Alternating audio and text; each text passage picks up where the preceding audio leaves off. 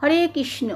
নমস্কার বন্ধুরা, ভক্তি দর্শনম চ্যানেলের নতুন পর্বে আপনাদের সকলকে স্বাগত। আপনারা কেমন আছেন? আশা করি আপনারা ভালো ও সুস্থ আছেন।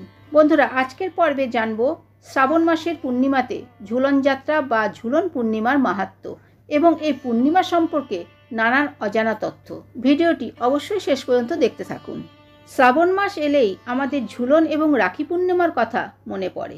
বছরের 3টি পূর্ণিমা শ্রীকৃষ্ণের লীলা বা যাত্রা বলে আমাদের কাছে পরিচিত। সেই 3টি পূর্ণিমা হলো দোল পূর্ণিমায় দোলযাত্রা, শ্রাবণ পূর্ণিমায় ঝুলন যাত্রা এবং রাস পূর্ণিমায় লীলাশ্রেষ্ঠ রাসলীলা অনুষ্ঠিত হয়। এই 3 লীলা তত্ত্বের প্রতীকস্বরূপ বর্ণনা করা হয়েছে এইভাবে। দোল পূর্ণিমার দোলযাত্রা হলো প্রথম স্পন্দন, ঝুলন যাত্রা হলো হিন্দোল বা আন্দোলন এবং তৃতীয় রাস পূর্ণিমার রাসলীলা হলো নৃত্য বা উল্লাস। ঝুলন যাত্রা বা লীলা বর্ষার লীলা। ঝুলন যাত্রার অনুকরণে গাছের ডালে দোলনায় ঝুলিয়ে দোল খাওয়ার আনন্দ আমরা ছোটবেলায় সকলেই উপভোগ করেছি। সেই রকমই ভারতবর্ষের বহু প্রদেশে এর প্রচলন আছে বহুকাল থেকে। বাংলার বিভিন্ন অনুষ্ঠানের মধ্যে অন্যতম ঝুলন উৎসব। মূলত বৈষ্ণবদের প্রথাগত অনুষ্ঠান হলেও সকল সম্প্রদায়ের মধ্যে এই প্রচলন আছে। শ্রাবণ মাসের শুক্ল একাদশী থেকে পূর্ণিমা পর্যন্ত 5 দিন ধরে এই অনুষ্ঠান পালন করা হয়। সাধারণত রাখি পূর্ণিমার দিন ঝুলনের পরিসমাপ্তি ঘটে। ঝুলনের সংস্কৃত নাম হলো হিন্দোল। রাধাকৃষ্ণের বিগ্রহ সুসজ্জিত দোলনায় স্থাপন করে দোল দেওয়া হলো এই অনুষ্ঠানের প্রধান অঙ্গ। শাস্ত্রমতে এই ঝুলনের দিনই ভগবান শ্রীকৃষ্ণ কদম গাছে ঝুলানো দোলনায় পাশাপাশি বসে শ্রী রাধাকে প্রেম নিবেদন করেছিলেন।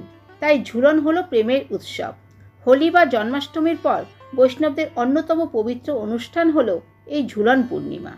ঝুলন পূর্ণিমাকে শ্রাবণী পূর্ণিমাও বলা হয়ে থাকে। বৃন্দাবনে রাধাকৃষ্ণের প্রেমলীলাকে কেন্দ্র করে দাপর যুগে এই ঝুলন উৎসবের সূচনা হয়েছিল। তারপর থেকে যুগ যুগ ধরে এই পর্ব চলে আসছে। ভগবান শ্রীকৃষ্ণ কৃপা করে দাপর যুগে পৃথিবীতে আবির্ভূত হয়েছিলেন এবং তার বয়স বৃদ্ধির সাথে সাথে বৃন্দাবন তথা নন্দালয়ে নানা লীলা সাধন করেছিলেন ভগবান শ্রীকৃষ্ণ। বয়ঃসন্ধিতে কিশোর শ্রীকৃষ্ণ এবং রাধারানীর যে মাধুর্যপূর্ণ প্রেমের পরিপূর্ণ প্রকাশ বৃন্দাবনে স্থাপিত হয়েছিল, তারই লীলাস্বরূপ এই ঝুলন যাত্রা। রাধাকৃষ্ণ বৃন্দাবনের কুঞ্জবনে বিশুদ্ধ প্রেমের আদান প্রদানের মাধ্যমে এই জীবজগতে প্রথম প্রেমের প্রকাশ ঘটিয়েছিলেন। সেই লীলার নানা রূপই এই ঝুলন যাত্রায় ভক্তকুলের সামনে পরিবেশিত হয়। রাধাকৃষ্ণের মূর্তি দোলনায় স্থাপন করে পূর্ব থেকে পশ্চিম দিকে ঝোলানো হয়। এখানে শ্রীকৃষ্ণ হলেন প্রকৃতি এবং রাধারানী হলেন পরম ভক্ত স্বরূপিণী। সূর্য হলেন পৃথিবীর সমস্ত শক্তির উৎস। পূর্ব দিকে উদয় আর পশ্চিম দিকে অস্ত যায় সূর্য। এই উদয় অস্তের দিকস্বরূপ পূর্ব দিক থেকে পশ্চিম দিকে রাধাকৃষ্ণকে ঝুলানো হয়ে থাকে। শাস্ত্রমতে রাধা হলেন কৃষ্ণেরই অংশ। কৃষ্ণের শরীরের বাম ভাগ থেকে তার জন্ম। তিনি কৃষ্ণের পরম ভক্ত স্বরূপিণী। কৃষ্ণপ্রেমে তিনি পাগল, কৃষ্ণের পরম আরাধ্য দেবী। তাই কৃষ্ণকে পেতে গেলে রাধারানীর উপাসনা অবশ্যই কর্তব্য। রাধার কৃপা থাকলে অতি সহজেই কৃষ্ণকে লাভ করা যায়। আবার রাধার শক্তিতে কৃষ্ণ বলবান, তাই রাধাকৃষ্ণ এক এবং অভিন্ন। রাধাকৃষ্ণের প্রেমময় মূর্তিকে দোলনায় স্থাপন করে মূর্তি যুগলকে ঝোলানো, 5 দিন তাদের নানান সাজে সাজানো, প্রেম ভক্তি নাম গান, বৃন্দাবনে তাদের বিশুদ্ধ প্রেম পর্ব সমস্ত কিছুই ভক্তগণের সামনে ঝুলন যাত্রার মাধ্যমে পরিবেশন করা হয়। এক কথায় রাধাকৃষ্ণের প্রেমলীলার 5 দিনব্যাপী এই অনুষ্ঠান ঝুলন উৎসব নামে পরিচিত। ঝুলন যাত্রায় অংশগ্রহণ করতে পৃথিবীর নানান জায়গা থেকে মানুষ নবদ্বীপে তথা মায়াপুরে ছুটে আসেন।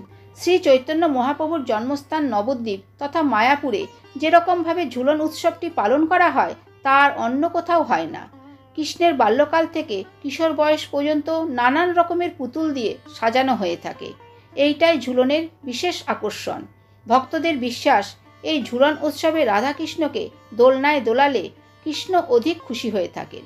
তাই নারুগোপালের সাথে সাথে এই ঝুলন পূর্ণিমায় রাধাকৃষ্ণকেও 5 দিনের একদিন দোলনায় ঝুলানো অবশ্যই কর্তব্য বলে মনে করা হয়। তো বন্ধুরা, আজকের পর্ব এই পর্যন্তই। আবার হাজির হব আরেকটি পর্বে নতুন একটি বিষয় নিয়ে। ভালো থাকবেন, সুস্থ থাকবেন। ধন্যবাদ।